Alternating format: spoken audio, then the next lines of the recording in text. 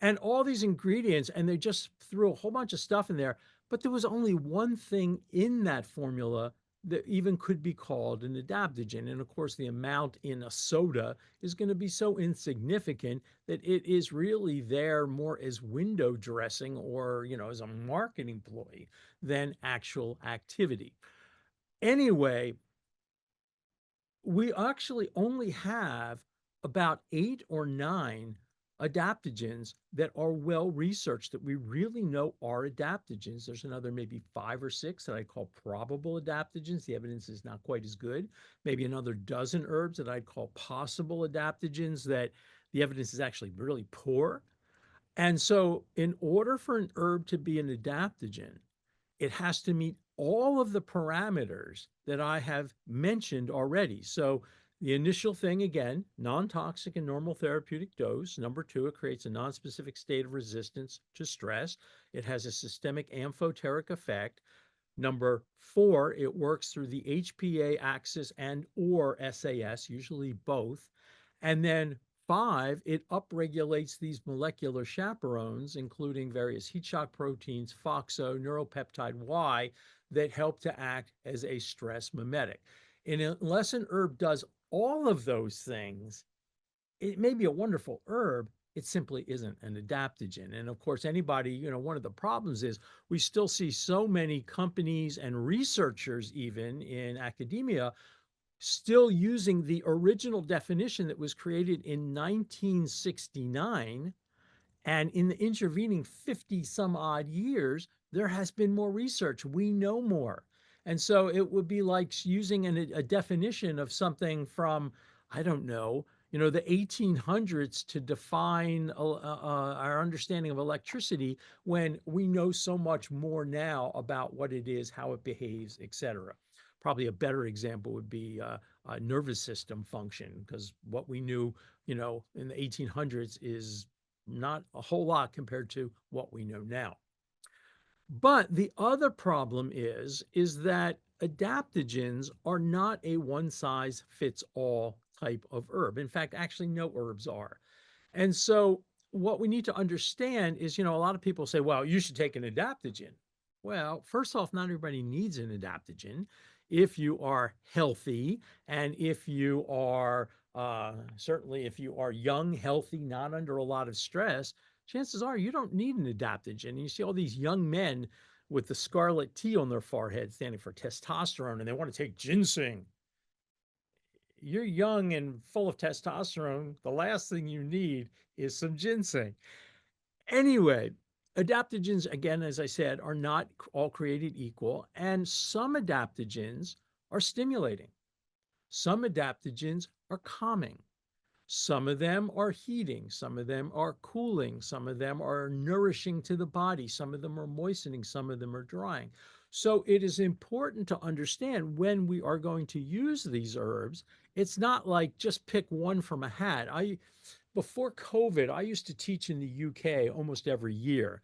Um, I may go back this year, but it's been a little bit. And there were several universities who taught herbal medicine over there. And I would sometimes, when I would teach at these universities, I would be a bit bemused in the fact that they would like hand out lists of herbs to their students. Like, these are all the herbs that have a diuretic effect. These, and the idea was like, they're all kind of the same. Well, first off, that's not true. There's great differences among diuretics or bitter tonics for stimulating digestion. They're all unique. They have their own individual, what I'll call, personalities. Well, that's absolutely true with adaptogens. And when I would go over that, it would be like this, the herb I mentioned earlier, what we used to be called Siberian ginseng, what is now known as Eleuthero or Eleutherococcus. It would be like the adaptogen. They need an adaptogen, give them Eleuthero. They need an adaptogen, give them Eleuthero. The problem with that is that Eleuthero is a very mild adaptogen, and it's most appropriate for people who are maybe 15 to 35 years old, who basically have all their vital energy and they're healthy. They're just undergoing a period of extreme stress. So maybe there's a new baby in the house. Nobody's getting a whole lot of sleep, or they're in college and they're pulling all-nighters, or they just graduated, they just passed the bar exam and their new law firm is expecting them to work 70 hours a week. That's where you might use something like that, but it is not the universal adaptogen, and there is no universal adaptogen.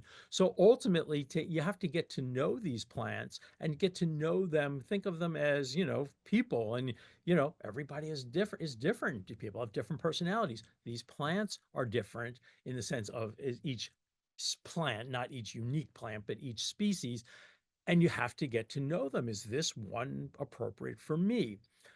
I would also note that contrary to popular belief, as I kind of briefly mentioned just a few minutes ago, not everybody needs an adaptogen. So they are not panaceas, nor are they a replacement for the foundations of health.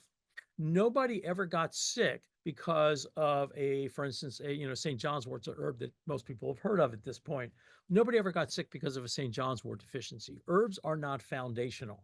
Now, if they're part of your diet and part of, what you're using in eating and cooking, then sure. But when it comes to herbs, they are my favorite medicinal modality because they're incredibly useful and relatively few adverse effects if you understand what you're doing and know how to use them appropriately.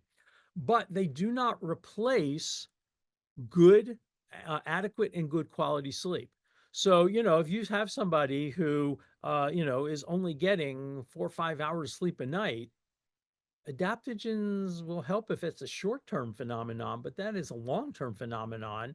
Then you're just simply, it's like, the old whipping a tired horse. You may be able to make the horse go a little bit further, but it's still going to collapse because sleep is foundational, not just the number of hours, but the quality of your sleep. And by the way, if you get 7 or 8 or 9 hours sleep a night and you wake up in the morning and you feel exhausted, there is something going on, and you really need to talk to your doctor about getting a sleep study because you either have sleep apnea, sleep apopnea, restless leg syndrome, periodic limb movement disorder. Something is going on that is interfering with your quality of sleep.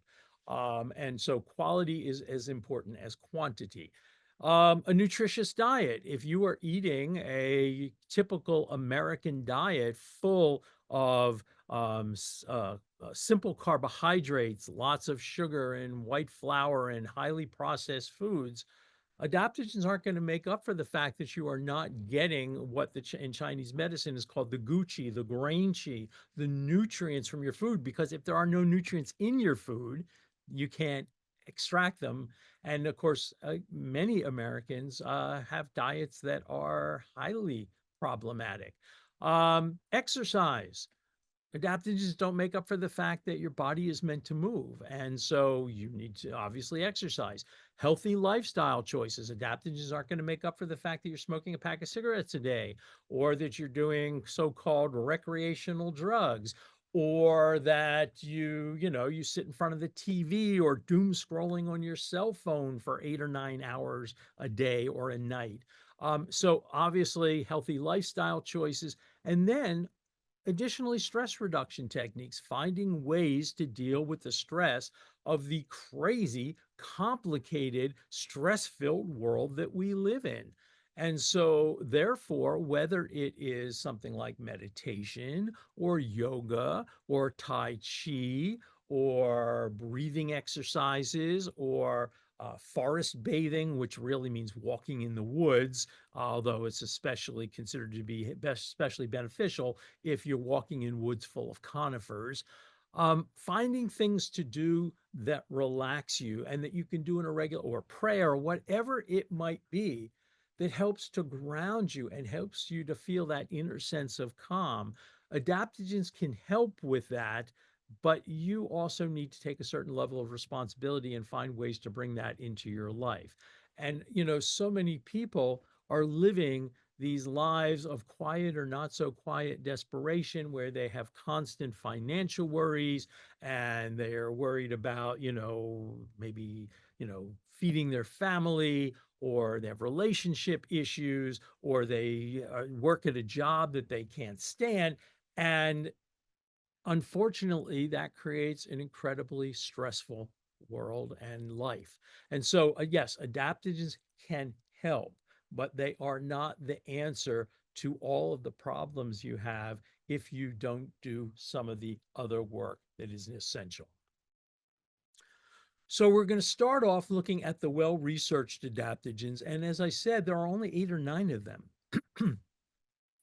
And when we say well researched, that means there's a fair amount of human research as well as the animal research and or in vitro. In vitro research means test tube or in a petri dish. And in vitro research often has very little relationship to in vivo research, meaning in a living organism. So in vitro research is the least useful way of looking at things in most cases. In vivo is better, but you do need to understand that, most of that research is done in rats and mice, sometimes fruit flies. At least rats and mice are mammals, much closer to us than a fruit fly. But even there are species difference. For instance, there are studies where they did it on a rat and they did a study on a mouse, and rats and mice are pretty genetically close, and they had different responses. They metabolize things differently. So, of course, the best research is always going to be human research, where we actually have living people who we actually take these things and we determine based on the study whether these things had benefit or not. So that is my preference. Now, the fourth thing that we also look at is traditional usage. And a lot of times Western scientists look at tradition and kind of like, that's not, but that's not entirely true.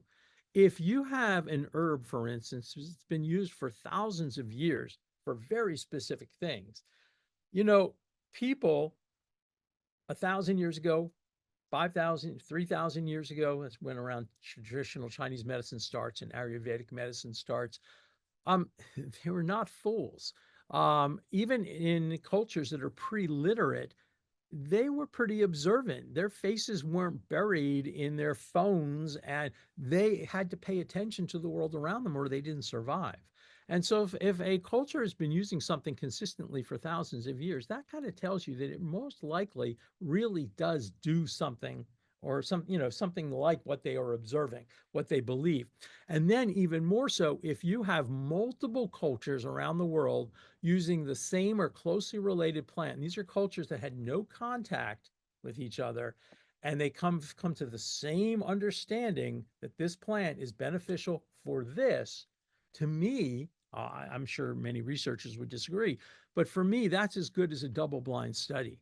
Because again, you have independent confirmation that this plant has certain activities. So we take all of that information and we put it together, and that is how we come to understand just what these herbs can do. So the first herb we'll look at is American ginseng. And American ginseng has been used by indigenous people for thousands of years. And it was discovered as a ginseng, so to speak, by a Jesuit priest in Canada in the 1700s. And he had read a book that described and pictured Asian ginseng and how prized it was in China. And so he discovers this plant. Of course, native people have been using it for millennia, and realizes that he thinks it's the same plant. And of course, it's closely related. It's not quite the same plant. And in fact, during the pre-Revolutionary War, one of the number one exports of the colonies was American ginseng, which was being exported to China. And basically, they bought every single bit of it. And so today, American ginseng in the wild is a very threatened species because it has been over harvested for hundreds of years. Now, there are American ginseng growers, especially up in Wisconsin, although they are growing this plant under artificial shade because it normally grows in forests and deep leaf mold. I am not a big fan of American ginseng grown in artificial climates. It tends to need a lot of herbicides and pesticides and fungicides to grow. But there are people growing organically woods grown American ginseng. That means they're growing it in its native habitat in the woods. They're planting it. and, trying to help keep predators off and things like that, because a lot of animals like to eat ginseng, especially moles and voles. Deer will eat at least the tops of the plant. So, American ginseng, for instance, if we go back, well, we don't really have to go back, still to this day, in Cherokee tradition, American ginseng is called Yunwyoshti, which means the little man. And it was considered to be a chief of the medicinal plants. Hmm. And this is an herb that is deeply nourishing. It's neutral to slightly warm, it's moistening. Excuse me. And we use this plant, in my opinion, it is most appropriate for people who are probably about age 40 to 60. I had a friend, Russell, and Russell, he was only in his 20s when he said this, and I don't know where he got this from. I don't know if he read it or heard it from somebody, or I don't know, maybe he came up with it himself. But he used to say, when you're a teenager, you're immortal. In your 20s, you become a superhero. In your 30s, you become mortal. And at 40, the warranty wears off, and the first thing that goes is the eyes. Uh, there was something truly prescient about that statement. And so American ginseng is for people who, you start noticing that all of a sudden you're in your mid 40s, for instance, or early 50s, and you notice that things that they didn't phase you, like for instance, if you had a poor night's sleep, no problem. You got up, you went to work, you were fine. And now you are dragging. Or you notice that the cold in the winter feels a little colder, or the heat in the summer feels a little hotter. You're less resistant to the stress of weather extremes. Um, you're more sensitive. Like if you travel to Europe, you fly to Europe, and it used to be that you'd fly over, had a night flight, you'd get there in the morning, you'd go all day, you'd be fine. And now you are just dragging. You're starting to notice the physiological changes that come with aging. Now, some people, it doesn't show up in their 40s or 50s, but for most of us, and again, the first thing that goes is the eyes. I noticed it around 45. There was this thing we used to do. It was called reading maps. Before cell phones, and we used to have maps in our cars. The glove box would be full of maps, and especially if you drove all around the country, and you'd have to read the maps. And all of a sudden, it was getting really hard to read the maps. And so I started having to get those cheaters. I had a period of time where I had cheaters like in every room in my house. One day I have one pair on top of my head, one pair hanging here, and I'm looking around for my glasses. Absent-minded professor here. Anyway, I think of it most appropriate for people who are 40 to 60. They're starting to notice that the initial effects of aging. It is also an immune amphoteric, which means it helps to re-regulate the immune system, whether it is hyperactive, again, hypoactive, or both. And so that would be something like American ginseng. And what you're going to notice is each of these plants has a little different profile and might be used in different areas. So I might use this again for people who they've started noticing, like every winter they are starting to get lots of colds and upper respiratory tract infections, RSV, etc. And so what you do is you start giving it to people before it is autumn or winter. You start giving it to people maybe in the early autumn, like in September, October, November, December, to help strengthen and enhance immune function, to moisten the lungs, and to help build up what I call the immune reservoir, the body's ability to mount an effective immune response. And then what do the people come back and they say, it's really funny. I didn't get a single cold this winter. Very interesting. The next herb we're going to talk about is ashwagandha. And ashwagandha, of course, has become really popular in the last 10 years. This is an Ayurvedic herb. It grows in India. It's a member of the nightshade family. And by the way, if you can grow tomatoes or peppers, you can grow ashwagandha. Here we have a calming adaptogen. So because it is calming, it's especially useful for things like anxiety, or people who have, restless dreams, bad dreams, mild OCD symptoms, insomnia, or we used to be called nervous exhaustion, asthenia. It also has effects as an antispasmodic on the muscles. It is anti-inflammatory, so I use it a lot in protocols for treating fibromyalgia, restless leg syndrome, mild Tourette's, as well as osteoarthritis. Now, understand, when I say protocols, a lot of Americans, they're used to taking a drug. Herbal medicine and Western Orthodox medicine are really very different paradigms. As a herbalist, I virtually never give people a herb. I give complex formulas that are designed to actually match the specific person I am treating. And that person, even if they came to me because they have migraines, I can guarantee you if they have migraines, they also probably have some digestive issues. They may have musculoskeletal issues going on with that migraine. There may be circulatory issues. And your efficacy is going to always be much greater when you can treat the person, not the disease. So it is also an immune amphoteric, as we mentioned before, but we talked about in the initial definition that adaptogens had an amphoteric or normalizing effect in the body.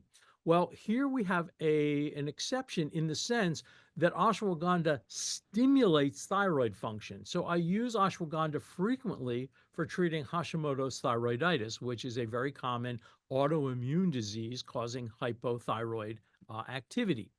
And it's great because number one, it's an immune amphoteric, so it helps to re-regulate the immune system, which of course is an autoimmune disease. Plus, it stimulates the thyroid. But ashwagandha is not an amphoteric to the thyroid. It stimulates the thyroid, but it is contraindicated for somebody who has a hyperthyroid condition like Graves' disease, which is also an autoimmune disease. But it's hyper, and this is an herb that also will stimulate it more. That's the last thing that you would want to do. It also is traditionally used to enhance both male and female reproductive function. And, it's interesting in a lot of cultures, especially in Chinese medicine, you have herbs like ginseng, which we'll see in a moment, Asian ginseng, which were always used for men. And so people have this tendency to think like ginseng is a man's herb. There's no such thing as a man's herb or a woman's herb. Any herb works on other genders in the analogous tissue. But you also had to understand the cultural milieu that it was being used in, which is a fairly patriarchal culture. And so there have been lots of studies, especially over the last 10 or 20 years, showing that things like ginseng and ashwagandha not only enhance male reproductive function, which is sort of traditionally how they were used, but female reproductive function as well. Asian ginseng, again, if it's grown in Korea, it's Korean ginseng. If it's grown in China, it's Chinese ginseng. The main differentiation is not where it's grown, it is whether it is processed or not. And if it is unprocessed, it's white Asian ginseng. And if it is processed, like the picture you see here on the bottom, that is red Asian ginseng. So, Asian ginseng, to a great degree, is the most stimulating of all adaptogens. It is also an immune amphoteric, which we discussed, and it is deeply nourishing. So, it is really appropriate for people who are deficient, depleted, exhausted. In Chinese medicine, it's traditionally used, especially the red Asian ginseng, for older men with deficient kidney yang. So, this would be the case where you have an 80-year-old man who marries a new young wife and wants to have one heck of a honeymoon, taking some red Asian ginseng, and then he can die happy. Anyway, the reality is that's not the only way you would use this herb. It also was used for people with, simple exhaustion, what today we would call chronic fatigue immune deficiency syndrome. So again, getting back to that sort of spectrum that I showed before with the American ginseng, sort of 40 to 60 years old, white Asian ginseng, I mostly use for people who are 55 to 70, who are feeling, again, more deficient, more depleted. And then red Asian ginseng is most appropriate for people who are 70 and older. They've lost their vital energy, they're cold. This is, I used to remember going to visit my grandfather in Florida. I guess he was probably in his 70s at that point. And you'd go, it'd be in the summer in Florida, and you'd go in his apartment. It was like a sauna, and he'd still have three sweaters on. So you're cold, you've lost that vital energy. You might be depressed, have some cardiac insufficiency, or really poor circulation. That's generally where you'd use red ginseng. But you need to understand those are generalities, meaning if I have a 22-year-old with chronic fatigue immune deficiency syndrome who is thin, exhausted, fatigued, chilled all the time, then I could easily use red Asian ginseng for that person if they fit the picture. So the age parameters are generalities in the groups that are most appropriate for, but it doesn't mean that's the only time I would use it. Cordyceps fungus, or the caterpillar fungus, there's actually two. There's the Ophiocordyceps sinensis, which is what's pictured there. And if you look at those, you go, wow, that looks like a lot like a caterpillar. That's why they call it the caterpillar fungus. No, they were caterpillars that got basically colonized by the fungus. That's how the fungus grows. And then the mushroom comes out of the caterpillar and the whole thing is harvested. But last time I checked, they were something like, I don't know, $12,000 a kilo for those. So I suspect most of us cannot afford $12,000 a kilo for that. And the emperor in China, going back to when China still had emperors, they would do things like take a duck and stuff it with cordyceps fungus and cook it, and that would be a dish for the emperor. This is a calming, nourishing adaptogen, deeply nourishing, and immune amphoteric. The Cordyceps militaris, which is a relative of the Ophiocordyceps sinensis, is being used more and more, and it seems to have pretty much the same activity. It doesn't grow on insects, and it is easy to grow and cultivate commercially.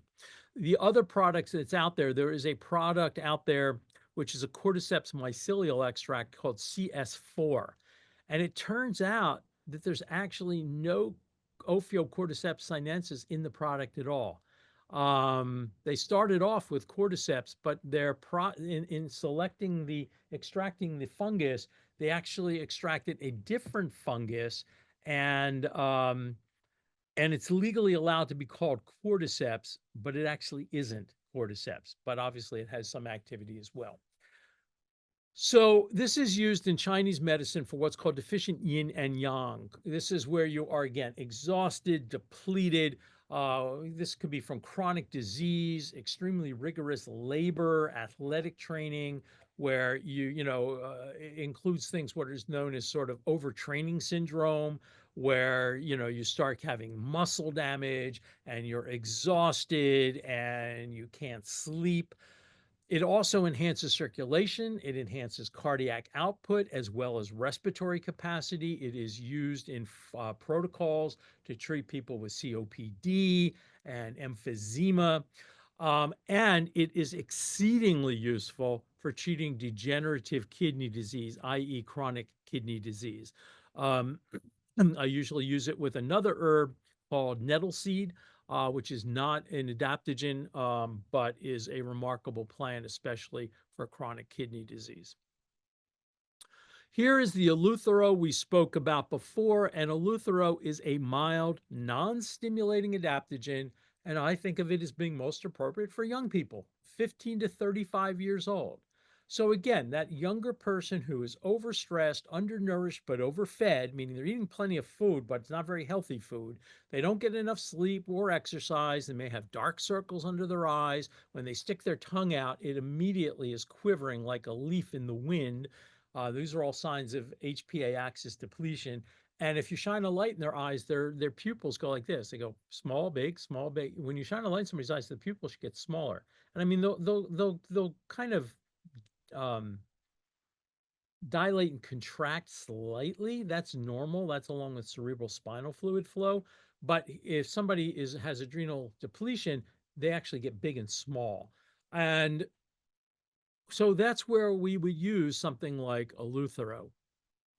Raponticum is less known. Raponticum, also known as Lucia, grows in Siberia.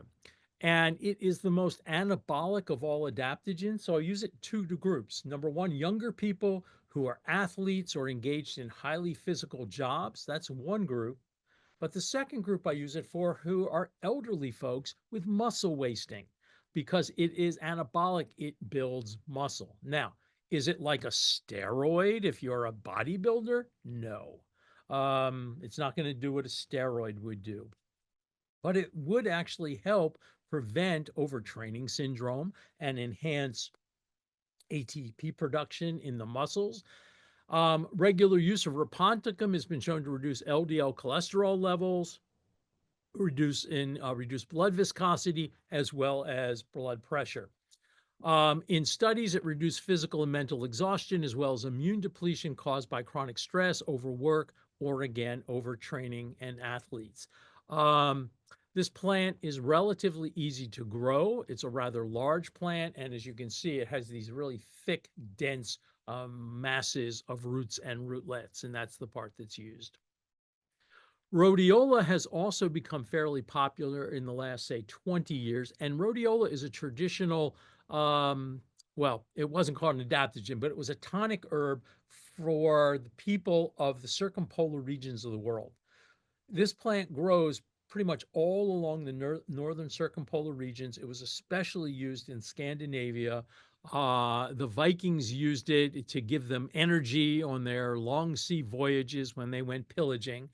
And this is probably the second most stimulating adaptogen. But unlike Asian ginseng, especially red Asian ginseng is deeply nourishing. So it strengthens the organism. Rhodiola is not nourishing at all. It's just kind of stimulating. So while red ginseng is probably maybe a bit more stimulating, more people will tend to be overstimulated by rhodiola than red ginseng. And so if you are easily overstimulated, so if you're the person who has like a little square of chocolate before lunch and then can't sleep at night, do not take rhodiola. It'll keep you awake at night. The other thing is it's extremely drying, lots and lots of tannin. So this is one of those adaptogens that actually does have a lot of antioxidant activity. There aren't many, but this one does. And so if you have what in Chinese medicine is called yin deficiency, dry mouth, dry eyes, dry skin, dry cough, dry constipation, vaginal dryness, you do not want to use this herb because it'll make it worse. And lastly, because it is so stimulating, it is contraindicated for somebody with bipolar disorder because it can actually precipitate. Doesn't mean it will. What I can honestly say, though, it can precipitate manic episodes. So this is used for people who are deficient with what's called asthenic depression. It can be used to help prevent altitude sickness. It can be used to aid in recovery from head trauma injury. It also has as we said, antidepressant activity, anti-anxiolytic activity. It can be used for cardiac insufficiency as well as male and female reproductive problems if it matches the person. And it has been shown in human clinical trials to enhance energy, physical performance, and memory. But again, if you have lots of symptoms of dryness, it's not for you. If you have you're easily overstimulated, it's not for you. If you have bipolar disorder, it is not for you. Schizandra uetse means 5-flavor fruit. And it has all 5 traditional flavors in Chinese medicine, but the predominant ones are sour and turpentine. And this is a calming, drying, but not as drying as rhodiola adaptogen. And it was used, they used to make a tea out of this in monasteries to drink before they meditated because it does something really interesting. Normally, when we hear about people having a focused and alert state of mind, we think of stimulants like coffee to make you focused and alert. Well, Schizandra helps create a focused and alert state of mind where you're also relaxed, which is a really interesting combination. It is also an immune amphoteric. It is anti-inflammatory, and you see that purplish red color. That tells you there are a lot of polyphenols, in this case, oligomeric procyanidins, which are double-linked flavonoids, which are profoundly anti-inflammatory. So it's anti-inflammatory. It's anti-asthmatic. It's used for people who have asthma with wheezing. It's hepatoprotective, so it protects the liver against damage from a whole range of compounds in the, environmental toxins, pharmaceutical, hepatotoxic pharmaceuticals, liver damaging viruses. And it does what's called astringes a leaky jing gate. You know what they say? It don't mean a thing if you don't got the jing. You do not want a leaky jing gate. In men, that's associated with premature ejaculation or urinary leakage. That's a leaky jing gate. In women, also urinary leakage or a heavy non-specific, meaning they can't culture anything, heavy vaginal discharge. And Jing in Chinese medicine is the life force. So as I said, you don't mean a thing if you don't got the Jing. You do not want a leaky Jing gate. And so if you have urinary leakage, if you have uh, um, uh, uh, fecal leakage, herbs like Schizandra help to astringe the Jing gate and help prevent that. So it can be used, for instance, for people with, I'll use it for men with benign prostatic hyperplasia who start having, incomplete emptying of the bladder and, again, urinary leakage. Shilajit, which actually is pronounced Shilajit. Shilajit is really interesting because it's like, what is this stuff? It's this tarry-like substance that oozes out of cracks in the mountains in the Himalayas, and it has to be processed. Now, traditional shilajit, that's how it's harvested out of the mountains in the summer when the stuff oozes out of the cracks, and then it's taken and processed and gone through. It's washed 7 times and everything. The thing about Shilajit is there is a lot of stuff being sold in America as Shilajit. In fact, the stuff on the bottom picture is really probably what I'm talking about. That is not really Shilajit. It's what's called mume. It's sort of this stuff is actually made. They mine the rock that contains the stuff and then using heat extract it.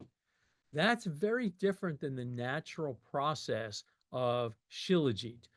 And so, I question a lot of the stuff in the marketplace as to just how good it is. Anyway, Shilajit is one of the classic rasayana remedies in Ayurvedic medicine used to enhance immune function, tonify the heart, liver, and kidneys.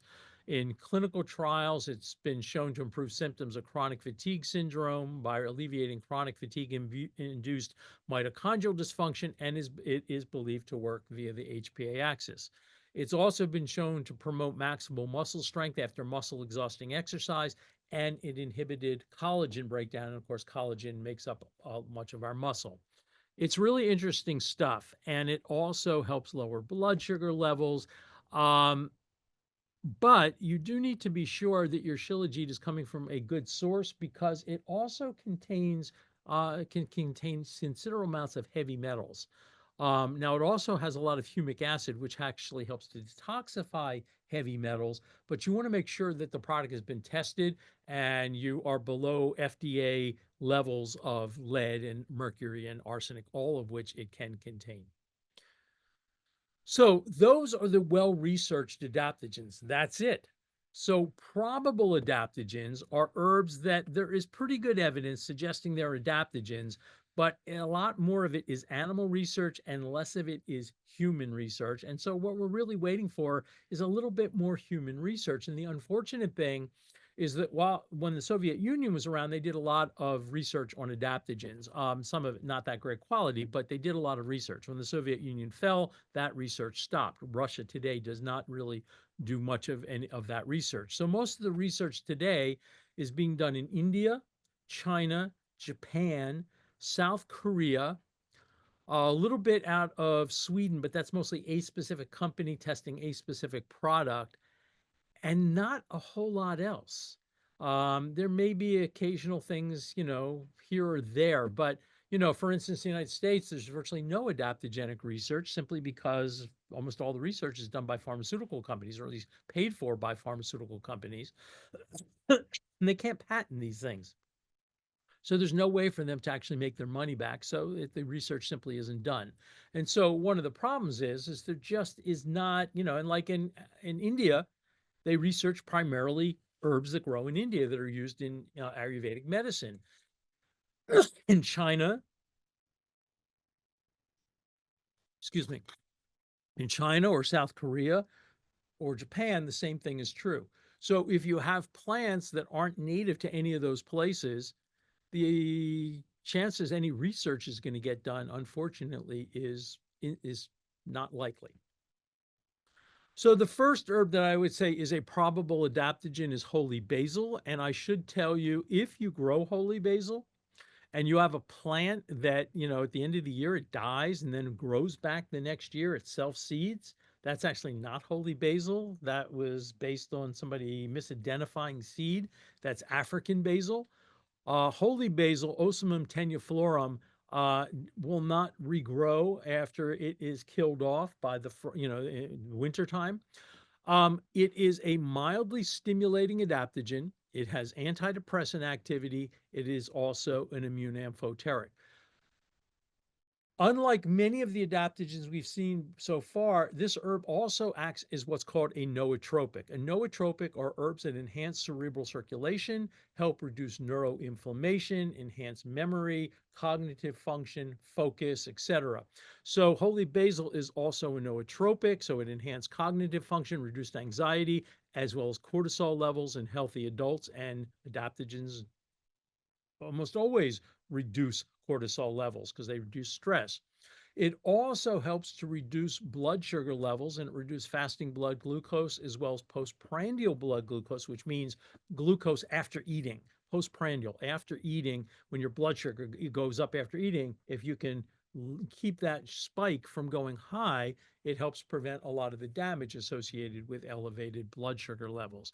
And so holy basil, again, I'm kind of sort of waiting for a couple more good human studies, and they are studying this in India. And will probably at some point this will get elevated into the well-researched category. It just is, again, just not as much research. Morinda, Bajitian, is a Chinese herb, and it is in Chinese medicine, there's a group of herbs that are called kidney yang tonics. And they work a lot on reproductive function, male and female reproductive function, meaning they're probably having some effect on male and female reproductive hormones, which suggests right off the bat that there's a decent chance that they may have some effect working through the HPA axis and thus are more than likely adaptogens. So this is used for deficient kidney yang patterns, lack of libido, impotence, low back pain, male and female infertility, as well as urinary frequency. In animal studies, it enhanced endurance and helped protect against exercise-induced oxidative stress. So this is one where, again, we just need more research. Is it going to turn out to be an adaptogen? I'm not sure. Whereas holy basil, I'm pretty sure. This one is, it could go either way. I mean, it's a great herb. Don't get me wrong. Just because something is not an adaptogen doesn't mean it's not an incredibly useful and effective herbal medicine. It just might not meet the criteria of the term adaptogen. Rukang Rong is a partially parasitic plant, and with its uh, cohort, it's almost always used paired with another plant called soyang. This is used in Chinese medicine, again, as a kidney yang tonic and a shui or blood tonic.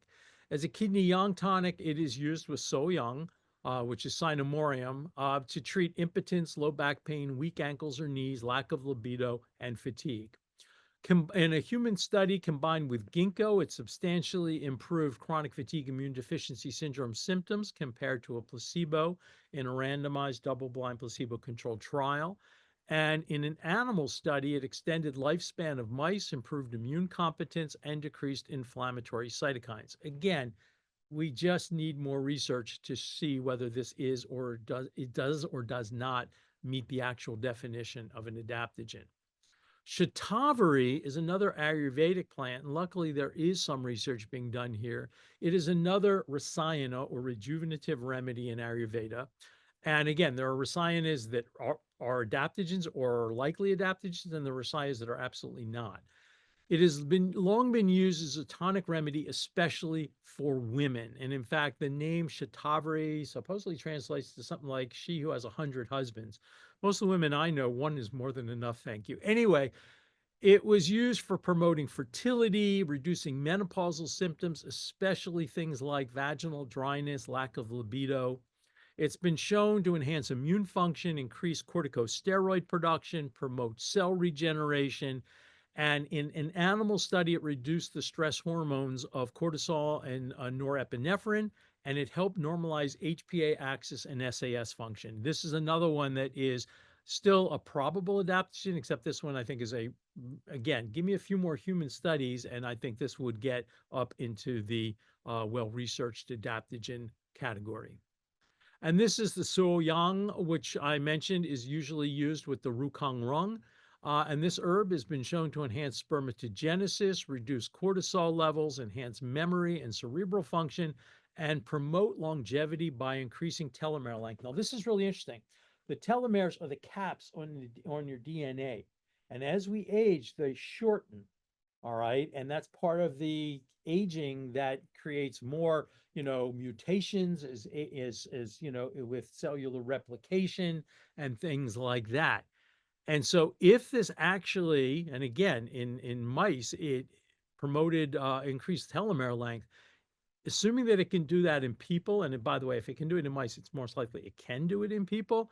That sort of gives credence to its traditional use in Chinese medicine as an herb given to older people, to help slow aging, which is really rather kind of exciting.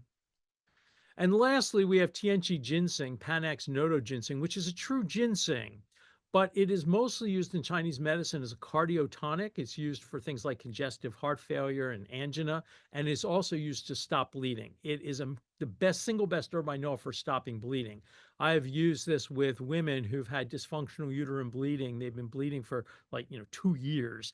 And after just several doses of this, bleeding stops. But studies also suggest that this herb also has some adaptogenic effects, which I wouldn't be surprised because it is a Panax species.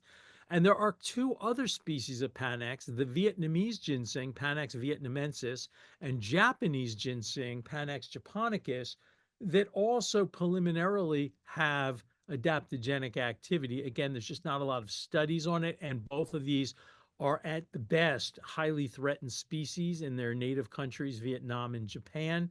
Um, they're not extinct, but there's not much of it. So, the only way you're going to get any of this to work with is to cultivate it. The last category are the possible adaptogens. And here, as I said earlier, the evidence is really lacking. There just isn't much evidence at all. And I would say chances are the majority of these will turn out not to be adaptogens. But in the literature, people are constantly calling them adaptogens. So I think it is worth addressing them. So Danshen Codenopsis, which is called in Chinese medicine poor man's ginseng, is used to treat poor appetite, gastric irritation, or ulcers, fatigue, weak limbs. It's also commonly used to strengthen the immune system. It helps lower blood sugar levels. And there are three other categories of herbs, which I call companion herbs to adaptogens, which we're going to briefly go through because we don't have a huge amount of time. Those are the nervines, the nootropics, which we described before, and what I call rejuvenative tonics. Rejuvenative tonics are these wonderful, strengthening, nourishing herbs. They just don't meet the definition of an adaptogen. And so I would say that if Danchen is not a mild adaptogen, which it may or may not be, it would be a rejuvenative tonic. Epimedium yin yang huo, which translates as lascivious sheep or goat plant, which in America it's sold as horny goat weed, is used in Chinese medicine, again, as a kidney yang tonic. We've talked about them. So it's used for impotence, lack of libido, low back pain, male and female infertility, erectile dysfunction. Several animal studies suggest that epimedium or its constituents can prevent corticosteroid-induced HPA axis dysfunction. It enhances bone density and improved immune function. Now, there's two things I would say about this herb. Number one, it is always used in combination in Chinese medicine. Well, virtually everything is used in combination. Nothing is used as simples, meaning a single herb. But it is because this herb is considered to be very heating, and they say it can burn out the kidney. And they're not talking about your Western kidney. They're talking about it can actually damage endocrine function. So that's right there. It's like, these are herbs that are supposed to be, basically non-toxic and normal therapeutic doses. Would the does it, will this herb turn out to have some adaptogenic effects? The answer at this point is just unknown. But by the way, it's a plant that is easy to grow and is commonly used as a plant around the home. And as you can see, the flowers are just beautiful. They remind me of little birds. Guduchi tinospora is an Ayurvedic rasayana medicine. And in the Ayurvedic literature, they talk about it being an adaptogen. But the truth is, the evidence for this is incredibly poor. In fact, it more clearly falls into the category of herbs in West that we call alteratives, not alternatives, alteratives. Alteratives are herbs that enhance normal eliminatory function via two or more of the major eliminatory organs, being the liver, the kidney, the bowel, the lymph, the skin, the lung. And it's used to treat impotence, gout, edema, arthritis, general weakness. And they used it a lot in India during COVID. And while this herb is believed to generally help protect the liver from damage, there were a number of cases, at least six, maybe 10, that were reported of people taking this herb and developing liver damage. So again, it might not even meet the criteria of an adaptogen because while anything can create idiosyncratic reactions, including something like liver damage, if enough people develop it, then it's not just an idiosyncratic reaction. There is an issue there. So I would say this is really not an adaptogen, but again, you will see it referred to as such in the Ayurvedic literature. Now, jiaogulan, which I have actually growing in my house, is a mild, probable calming adaptogen. It's anxiolytic. It's a nervine. The problem with this is that this is a Chinese herb, but it has only been used in mainstream Chinese medicine for about 30 years, which is a blink of an eye considering the Chinese medicine is almost 3,000 years old. Um, this really comes into prominence. It was used as a folk medicine in northern Vietnam and southern China in the mountains there, and it was called the herb of immortality, and they mostly used it as a tea. It came into researchers' view when a Japanese firm was looking for non-caloric sweeteners. And this plant there's two varieties. One is primarily sweet with a bitter aftertaste, and one is primarily bitter with a sweet aftertaste. And they started looking at this plant as a source of sweeteners like stevia. That didn't pan out, but what they discovered there are, I think, 8 chemicals in here, which are called japenicides, which when they looked further are identical to ginsenicides found in Asian and American ginseng, which is really peculiar because this is a member of the cucumber, the Cucurbitaceae family, and ginsenicides have never been found in any family but the Araliaceae family, and only in a few members of the Araliaceae family. What they're doing showing up here, who knows? Alien invasion. Anyway, there is just simply very little research on this plant, So is it an adaptogen? It's certainly calming. If it is, it's a mild one. And I use it for things like stress-induced hypertension, angina, stress-induced angina. So somebody gets stressed out and their angina pain gets worse, stress-induced headaches, also anxiety. It lowers blood sugar levels, so it can be used for diabetes or metabolic syndrome. It reduces elevated blood lipids, and and to help re-regulate the immune system. And it also has been shown to have some cancer inhibiting effects. Does that mean it'll cure cancer? No, it will not. Does that mean if you were using it regularly as a tea, it might reduce your risk of cancer? Yeah, that is indeed possible. Again, very easy to grow. And there's just like, so a lot of our adaptogens take, like ginseng takes 7 to 10 years to grow. This grows easily. Licorice has some effects that seem like an adaptogen in the sense that it works on endocrine function and things like that. But if licorice is an adaptogen, it is atypical, whereas most adaptogens lower cortisol level. Licorice is one of the few herbs that actually increases cortisol levels for people who have really low cortisol levels. And so I think licorice is almost in its own category. It is certainly an immune amphoteric. Um, and it just I use it for things like treating Addison's disease with really low cortisol levels, along with like red ginseng and cordyceps. Maca is also constantly referred to as an adaptogen. If it is extremely feeble one, very, very mild. It's almost more a food than it is a medicinal herb, and it has been shown in high doses, not like take a few drops of a tincture or like a little one pill. We're talking about grams, not milligrams, to enhance male and female reproductive function. Up until recently, I would have characterized this as a nutritive or restorative tonic, but there is one human study which the author suggests the herb is working through the HPA axis. The thing is, I've read this study multiple times, and they don't actually prove that it's working through the HPA axis. They're hypothesizing that it works through the HPA axis. If it did, if that could be proven, then it indeed might be a mild and nourishing adaptogen. Elsewise, again, it would fit into the category I call restorative tonics. Manchurian Aurelia is official in the Russian pharmacopoeia as an adaptogenic tonic, but I question this for two reasons. Number one, the studies done on the herb are horrendous. The quality is terrible. And number two, it's caused liver damage in both rats and pigs. If it can cause liver damage in rats, if it causes liver damage in pigs, I guarantee you it can cause liver damage in humans. Anything that'll do something to a pig will probably do the same thing in a human. So I question whether that is truly an adaptogen. And then Prinseng, which is Taizershan, or the ginseng of the lungs, is a great, again, restorative tonic. It is the most important medicine in Chinese medicine for deficient lung yin.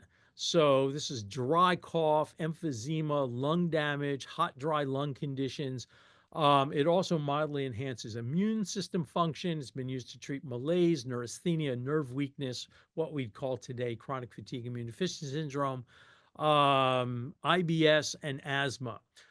If you have something like COPD or emphysema, it's not going to make your lungs like they were before they got damaged, but it can maximize whatever respiratory function is left. But is it truly an adaptogen? Hmm. Reishi fungus, everybody thinks reishi is an adaptogen. The only problem is there's almost no evidence to support that. It is an incredible immune amphoteric. It's a calming nervine. It mildly lowers blood pressure. It's been shown to help reduce angina pain. It's been shown to help protect the liver against chemical or viral insult. It's also used for disturbed Shen conditions such as irritability, bad dreams, restlessness, and insomnia. But beyond that, which is all great, isn't an adaptogen. Again, the evidence is absolutely lacking here. The Russian Devil's Club is another herb that's official in the Russian pharmacopoeia as an adaptogen. But again, the quality of the research is so bad. And in fact, most of the research is done on products that contain like 8 different ingredients, and this is only one of them. So we actually have no good idea whether this is actually an adaptogen or not. And lastly, in this category, we have white bryony. White bryony, for almost all the years I've been an herbalist, and I started studying herbal medicine in 1969. So I've been studying herbal medicine now for 56 years. I learned that white bryony was toxic and poisonous. And then these reports started coming out of, I think it was Romania back in the 90s or late 80s. And they were talking about this herb being an adaptogen and that you had to gather it at the right time of year. If you gathered it, the root at the right time of year, it wasn't toxic. And they were using it to treat, and actually it might have been earlier, it might have been the late 80s when this started coming out. And they were using it to treat radiation-induced cell damage, especially from Chernobyl. They also used it to treat side effects for chemotherapy, to treat chronic fatigue immune deficiency syndrome, as well as improving physical endurance and work capacity. But the thing that, number one, of course, is it had to be gathered just at this right time of year. That was like, yeah, that's interesting. But then when you looked at it, all the studies, adaptogens are generally used in fairly large quantities over long periods of time. And all the research on this plant, they were giving people 1 pill a day of an extract of this root, and only for really short periods of time of 2 to 4 weeks maximum, which suggests to me that this herb may be entirely useful if it's harvested at the right time. And it was a product, it was called Lostock. But is it an adaptogen? I think that, and by the way, after like 92, zero additional research. All the research stops. So I think, again, it is in the literature, so we need to discuss it, but I think it's pretty unlikely. Now, we only have a short amount of time before our Q&A. So as I mentioned before, there are herbs that, in my opinion, work incredibly well with adaptogens, and there are three groups. The first group, and by the way, this picture here is a lovely picture of linden flower. The first group are what are called nervines. If we were in the UK, it would be nervines.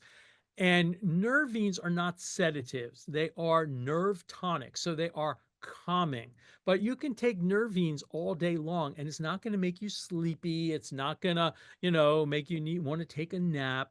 Nervines are just help to sort of restore the emotional foundation.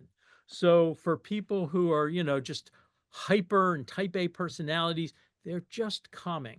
And so, like the definition, the original definition of adaptogens, where they're mild, they're non-toxic.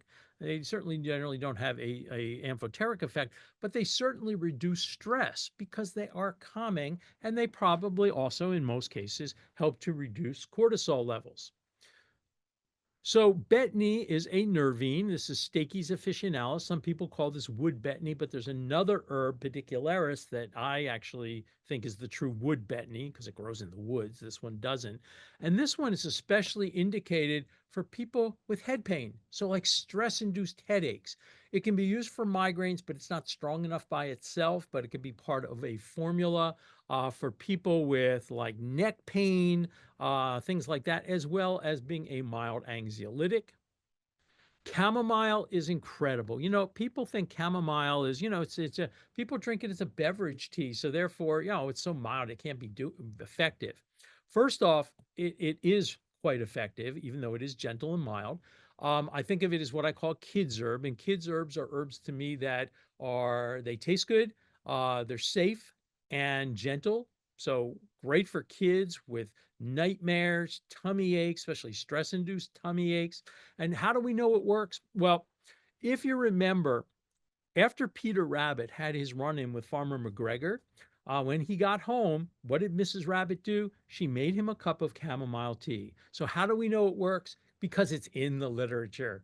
That's an inside research joke.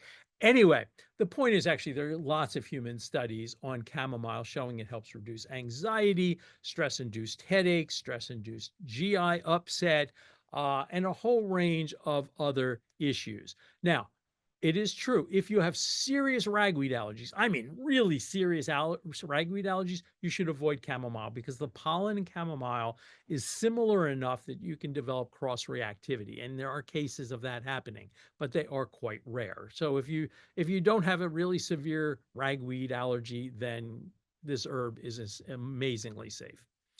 Fresh oat. Now, this is the same oat that is used to make rolled oats, except that during the growing cycle, there is one period of time where for about a week, if you squeeze the oats, this white milky substance comes out. That is the fresh milky oat. And they are harvested and then immediately tinctured, which is an alcohol and water extract, to make a fresh oat tincture. If you dry those fresh oats in the milk stage, they lose a lot of their activity and are not terribly effective. And even when it's made from the fresh oat, the tincture, it is still a very gentle, mild, long-term remedy.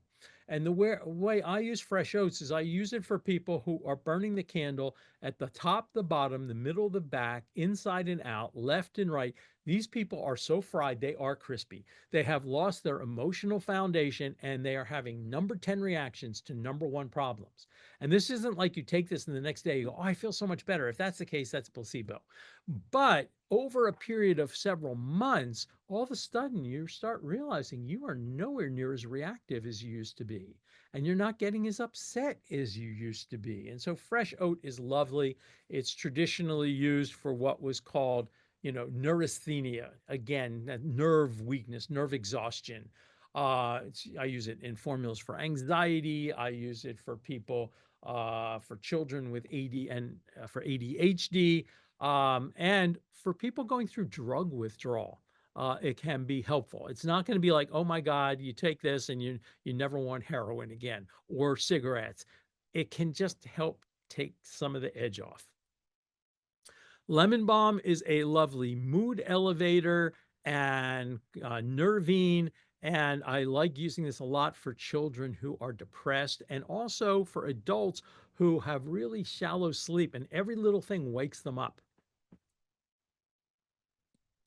Linden flower, which we saw before, especially indicated, it tastes incredible. It's like it has almost like a honey-like flavor. Linden flower is for stress-induced headaches, stress-induced white coat hypertension, stress-induced angina pain. Passion flower is for people who they lay in bed at night and they can't shut their head off. They're thinking about everything they had done today and how they could have done it better or what they should have done or what they should have said and what they did yesterday and what they're going to do tomorrow and what they did in a previous lifetime. I mean, they just can't shut it off. And you don't use it by itself, but it is wonderful for that type of anxiety with constant mental chatter. St. John's wort, which everybody thinks is the depression herb, it is useful for but only about 3 of the 14 types of depression. But St. John's wort, I do use for people who have what is known as GI-based depression, hepatic depression, and along with lemon balm for seasonal affective disorder. Skullcap is used for people when they get stressed out, develop tics, tremors, palsy, spasms, or fly off the handle anger. And again, I'm going to go a little bit over time into the Q&A period, but nootropics, as I said earlier, herbs that enhance cerebral circulation, reduce neuroinflammation, enhance cognitive function, memory, and focus. We have herbs like bacopa, which is another Ayurvedic rasayana, but again, not even close to an adaptogen. It is also profoundly anxiolytic and used a lot, for instance, people recovering from head trauma injury. Godakola is another Ayurvedic herb, also anxiolytic, used for head trauma injury, and in fact used anywhere in the body where there is tissue that is red, hot, or inflamed. And all these, I could go on each one of these for 20 minutes, but again, time. Lavender is lovely. Even lavender essential oil. There's this great study done in Germany where they put lavender essential oil into the air system and to a level that was barely detectable. Even if you knew it was there, it was hard to catch a hint of. So this isn't this heavy duty thing where you're like, oh my God, it smells like my laundry freshener. It was really subtle. And as people age, especially if they have early stage dementia, Alzheimer's, Lewy body dementia, or sleep becomes a more difficult problem. And so most of these people were on sleep meds. And by putting lavender in the air system, they were able to go off their sleep meds, and the sleep meds cause constipation. So they were able to go off their laxatives. So many of the people in the study were able to go off 2 different medications just by having it in the air system at a level that was barely detectable. Lavender has anxiolytic activity. It has antidepressant activity. And again, and if somebody's really concerned, oh my God, it's like, are these herbs going to interact with my medications? And by the way, herb drug interactions are real and really quite rare, but they are real. So you need to know what you're doing. If you're doing it as aromatherapy, you don't even have to worry about that issue. Mimosa bark and flower. The flower is called Hahuan Hua, and the peel, the bark is Hahuan Pi, and that means collective happiness peel or flower.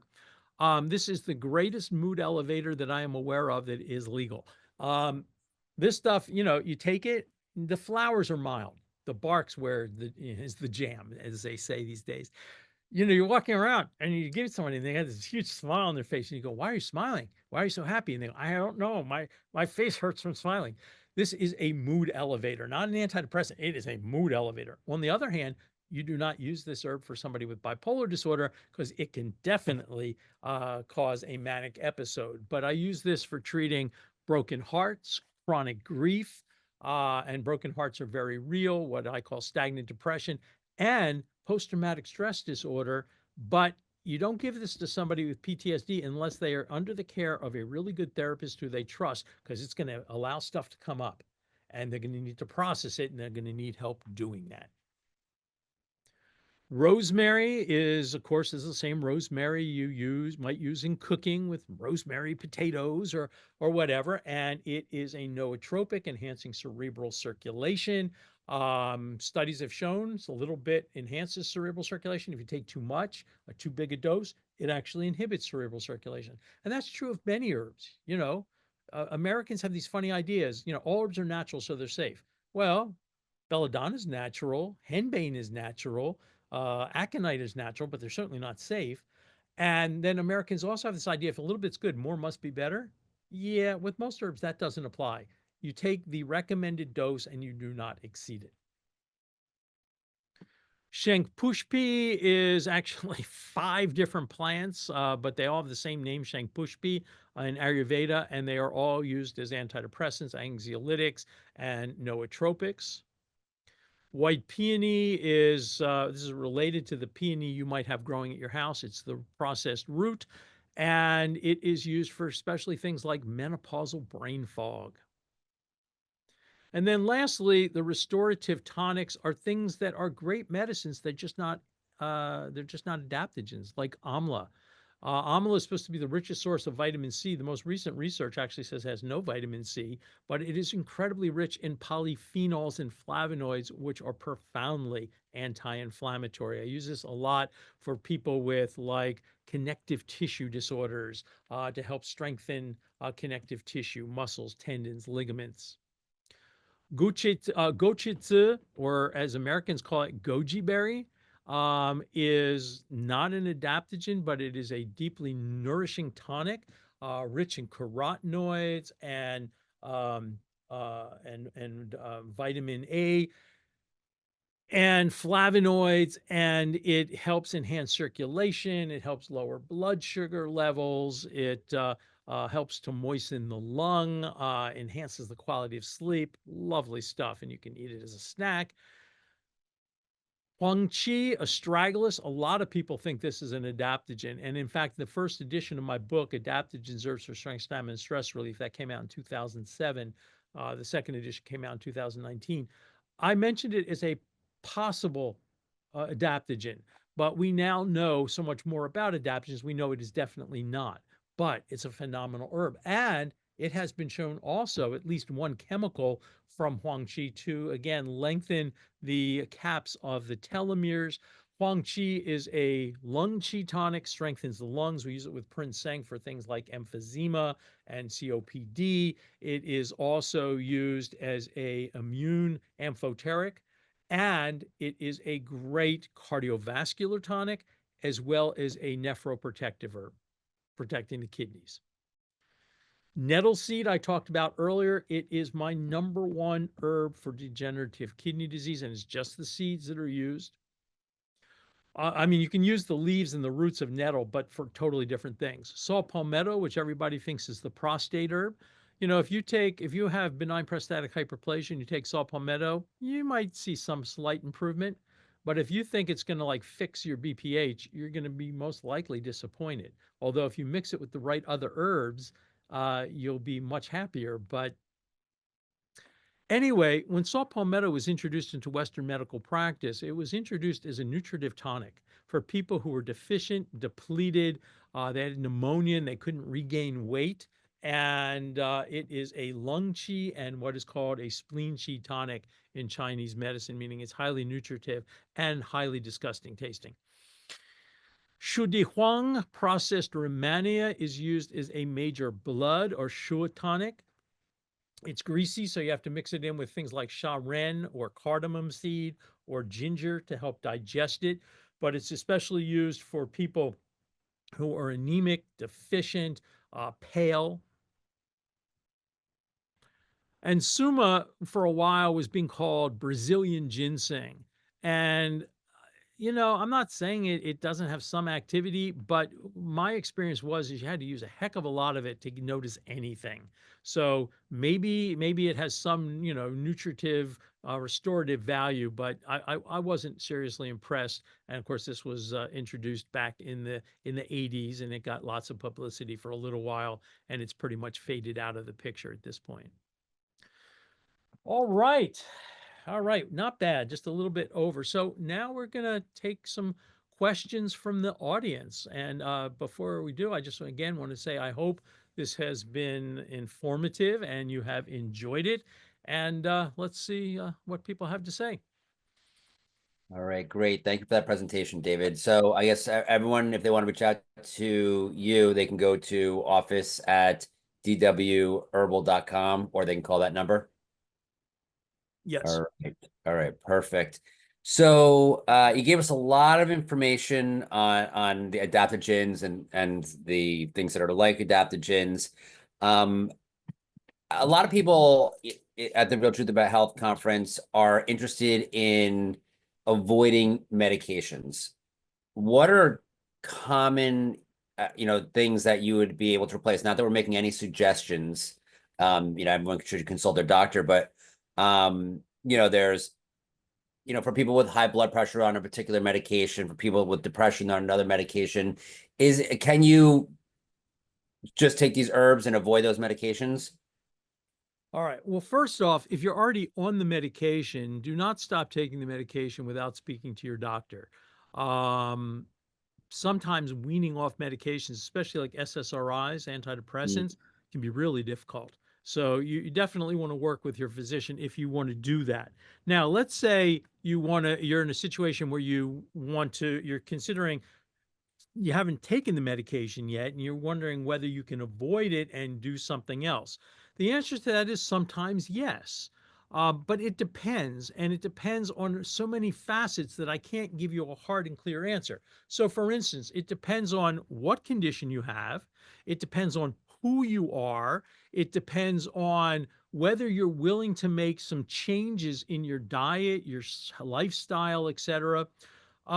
So I'll just give you an example. And this is not medication, this was about surgery. So I have this hard and fast rule with patients, they have to make their own appointments. And this was about, oh my God, I don't know, 40 some odd years ago. And just so everybody knows, I'm not taking new patients at the moment. I still see people, but I'm not taking new patients because I simply do not have the time. But this person's, his wife called and she kind of pleaded with me to see her husband because he was scheduled to have open heart surgery, and like they were talking about like 6 months that he had some time. Usually open heart surgery is immediate, but this was one of these things they've been monitoring, and they said, well, it's coming. And she really wanted to make sure he avoided open heart surgery, and so she dragged him in. And again, this was totally contrary to my policy of the person has to make the appointment themselves. And when people come in, they bring in a 3-day diet diary, everything they've eaten for the last 3 days. And so I'm looking at the diet diary, and his wife's there with him, and she's saying, well, do you think you can help? And I said, well, one of the things you have to understand is this like pint of Haagen-Dazs a day, that's got to go. You're going to have to make changes. And the husband looked at the wife. He looks at me and he says, I'd rather have the surgery. I said, no problem. Have a nice day. Bye. So if you're thinking of herbs as being like a pill where you don't have to change anything and you can just keep, doing all the things you're doing that are unhealthy, then you're better off just taking the pill. So, are they willing to make changes in their diet, in their lifestyle, start exercising? Um, how severe is the problem? If you have somebody who has early stage Hashimoto's thyroiditis, herbs can be very effective at treating that. You have somebody who has severe Hashimoto's thyroiditis, herbs won't touch it. And so it depends on so many individual factors that's the best answer I can give you. And so what people need to do is if they're considering that, then I would highly recommend that they find a really well qualified clinical herbalist, either a member of, they'll have RH after their name, which means they're a registered herbalist with the American Herbalist Guild, or they find a naturopathic physician or a medical doctor who is trained in, there's I think it's called the the Alternative Medical Association or something like that. They're MDs who practice more alternative medicine, and actually work with that person and see if they can do things that are necessary. And again, it may be herbs, it may be supplements, it may be lifestyle changes. So if you're willing to do the work, the answer is often yes. If you just want a pill, you're probably you're stuck with pharmaceuticals. Okay. So for people who want to take this stuff, I mean, there's many questions. How do they know what, first of all, where to go for credible products in the supplement field? I think it's like something like 60% of supplements are either adulterated or don't even contain the active ingredient that is on the bottle. How do people know a reliable product? Well, what I would say is, first off, when we're talking about herbs, issues with adulteration and quality exist. Now, any company who's a legitimate company is, the FDA comes in and inspects and things like that, and they need to be following what are called GMPs, good manufacturing practices.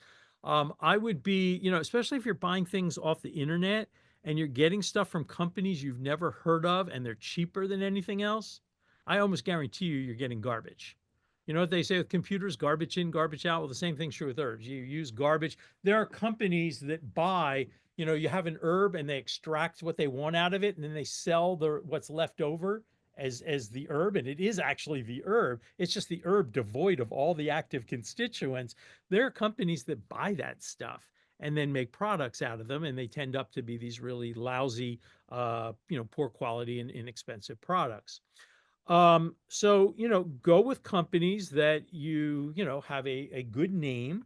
I think another thing to look for is the company run by and have clinical herbalists on staff? Not pharmacists, not doctors, not scientists, herbalists, because herbalists are the people who actually understand herbs and understand what part to use, when it should be harvested, how it should be prepared. So I think that's a good thing to look for in a company. If you're not sure, ask the company.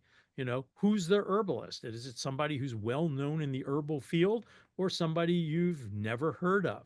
I mean, in some ways, whether we are talking about books on herbal medicine, whether we are talking about education about herbal medicine, there's lots of stuff out there. You can go on TikTok. I've never actually been on TikTok, but I've actually seen a couple of things that people from TikTok, and there are people on there telling people they can drink bleach. No, don't drink bleach. I mean, these fad things. I saw somebody I read an article the other day. People are dropping heavy things on their feet. Why would you do that? That is nuts. So, if it sounds too good to be true, it is probably too good to be true. And so you need to use a certain amount of this thing that is exceedingly rare, misnamed. It's called common sense. And so you need to be discerning, you know. Um, how are they making their products? And so, for somebody who is uninitiated, I think the best thing that you can do is find a really good clinician to work with, because they will guide you. They'll tell you the products that they trust and that they know of. I would also say that there are places you can go. You can join the American Herbalist Guild. If you're not an herbalist, you can join as a general member or a student member. There's lots of education there. There is a great herbal journal called Herbalgram. I'm on the advisory board, but that's not why I'm saying it. It's a great journal, and it's both. It's a gorgeous journal to look at. It is peer reviewed, but it's geared to the average person. This is not a clinical journal that somebody who has no clinical background is going to go, I don't understand any of this. You're going to understand it. They have lots of things that are available on their website as well that people can access free information and things like that. So there are some really good sources out there. If somebody is interested in getting a really basic kind of intro to herbs, Rosemary Gladstar program, she has, I think, it's correspondence program. Her Art and Science of Herbal Medicine is probably the best introductory program out there. You all saw the ad. If you want to be a clinical herbalist, I have a 2-year herb studies program. I mean, there's lots of opportunities out there, and be discerning. And if you want to learn more about it, find out who in your neighborhood is doing herb walks, who is doing, and they may know what they're doing. Hopefully they do. Oh, and by the way, if you're everybody's into foraging these days. I've been foraging since 1969. If you're not 100% sure of a plant, don't put it in your mouth. Don't guess. Don't think, I think it looks like that. If you are not 100% sure, do not consume it. Good advice. All right, so don't consume random plants you're not sure of, and don't chase it down with bleach. All right. There you go.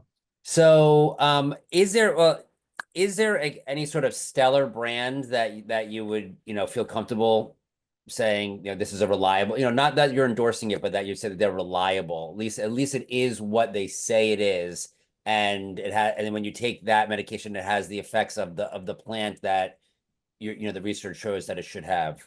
Well, I have my own company. So again, I'm not here to promote my products, but what I will say is if you get something from Herb Farm or Gaia or Herbalist and Alchemist or Herbs, etc., or even one of the big guys like Nature's Way. I think if any of those companies, if you get a product from them, you're getting what you're supposed to be getting. All right, great.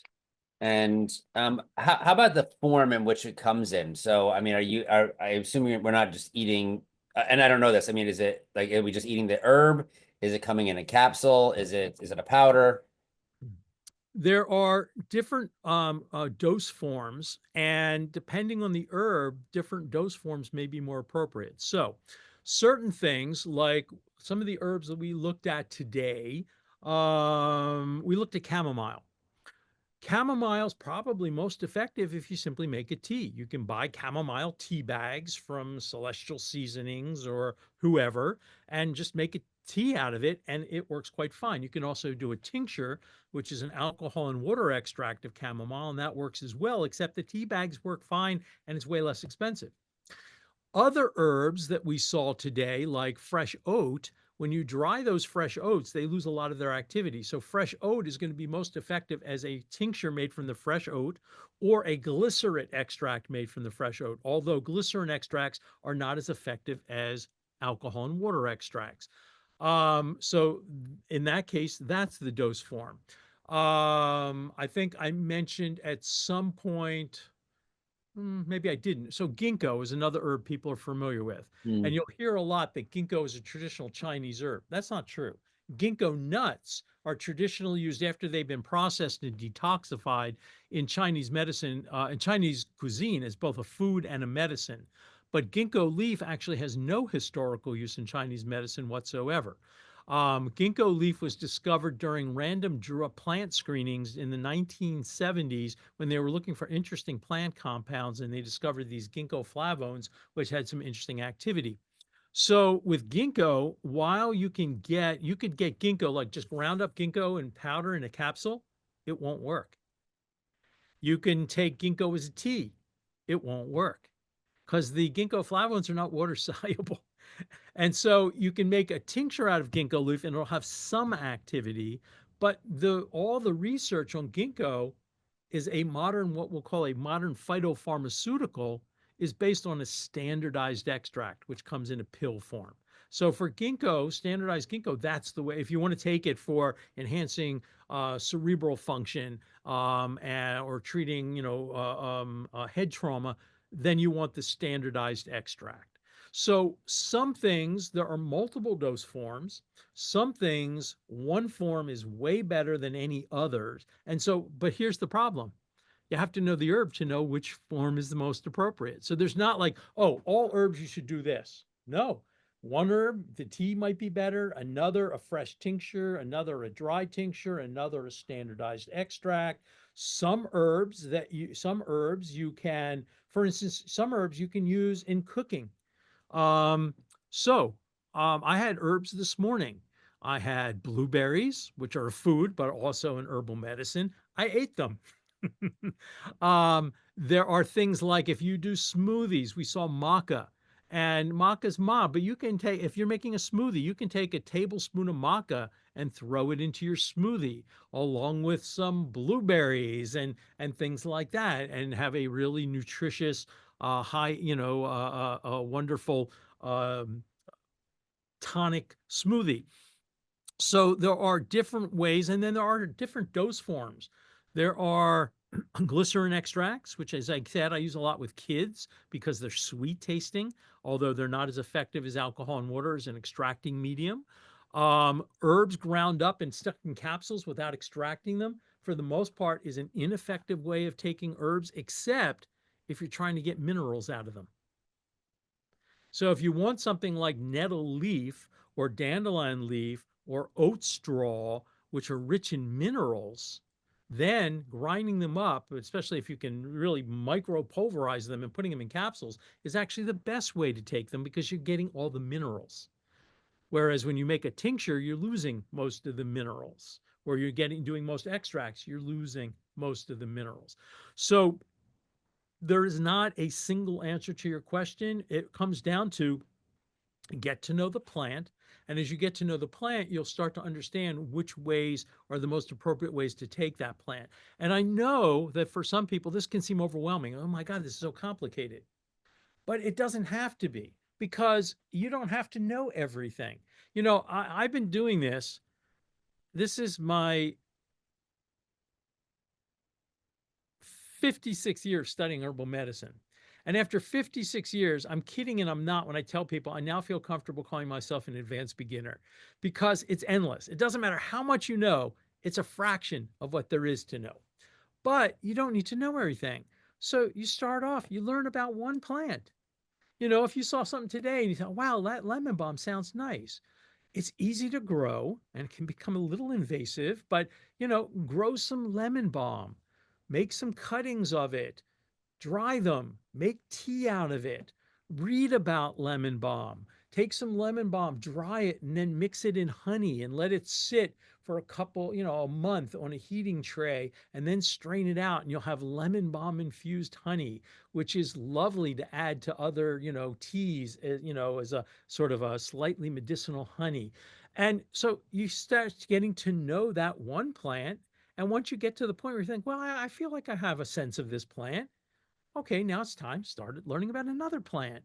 And whether you only learn about 5 plants or 20 plants, fantastic. And if you're really excited by this and you go on to learn 50 or 100, I probably routinely use 500 or 600 different plants. Um, but you don't need to know that much to use them, a handful of them, safely and effectively. And what I will say is every single plant that we discussed today are all, for the most part, and I mentioned a couple that I had some, exceptions about, like the Tinospora, are generally really safe and mild plants that you can start to experiment with. And I talked about lavender, where you can use it as an aromatherapy. You don't have to even ingest it, where, it can have benefits. Is there an herbalist encyclopedia that people can reference to make it a little bit easier? Well, is it an herbalist encyclopedia? Some sort of book reference. Well, there are probably thousands. But like I mentioned, Rosemary Gladstar, who I consider the fairy godmother of the American herbal renaissance, a dear friend of mine. She put out a book. I think it's called Rosemary Gladstar's Family Herbal. Um, and it's a really lovely introductory book for the person who is starting out knowing nothing, that introduces you to the concepts. What is a tincture? What is a tea? What's an infusion or a decoction? What is a glycerin? How to make them? what are some of the most common herbs and what do they do? And it's very simple. But for somebody who, again, is at that stage, it's perfect. Awesome. What is the shelf life for these herbs? I mean, even the herbs that we have sitting on our counter, I feel like people, you know, for cooking, people have them, you know, they buy a container of them and it can last them for years. Do they lose their efficacy? Yeah. So, especially spices, this is ironic because most people buy their spices ground up already as a powder. And where you store your spices, never you store your spices in a cabinet above the stove because what damages herbs is heat and moisture. So, and light. So, you want to store your herbs in a place that's dark, preferably cool, not your refrigerator because it's too moist in your refrigerator, and dry.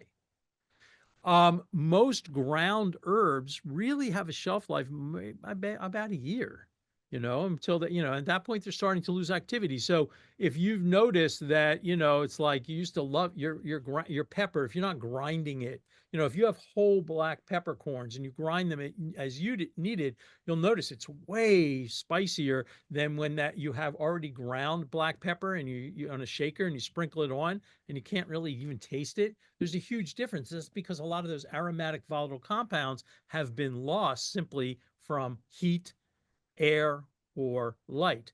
Medicinal herbs, again, it depends. If some, generally speaking, you want to avoid buying things that are already ground and powdered. Except that in some cases, like maca, we talked about, you can't get it in any other form. So, but maca does not contain any volatile compounds. There are no aromatics and the aromatics are what disperses first. So, with something like maca, if you store it someplace that is cool, like a closet or someplace that's like not near any heat source or something like that, it's, try to, again, a place that's dry and in the dark, it'll last 3, 4, 5 years. And there's some herbs like red ginseng. If you keep it someplace dry, it'll last 20 years, probably longer. Wow. All right. Well, that wraps up our time for today. So I really appreciate all the information. That was a lot, and I'm definitely going to look at some of this reference material so I can begin because I definitely could use some of those herbs that you discussed. So thank you again. Really appreciate it. If we could unmute the audience, please, so they can show their appreciation. Yeah. Thank you. Thank you very Thank much, you. David. Thank you. I don't know.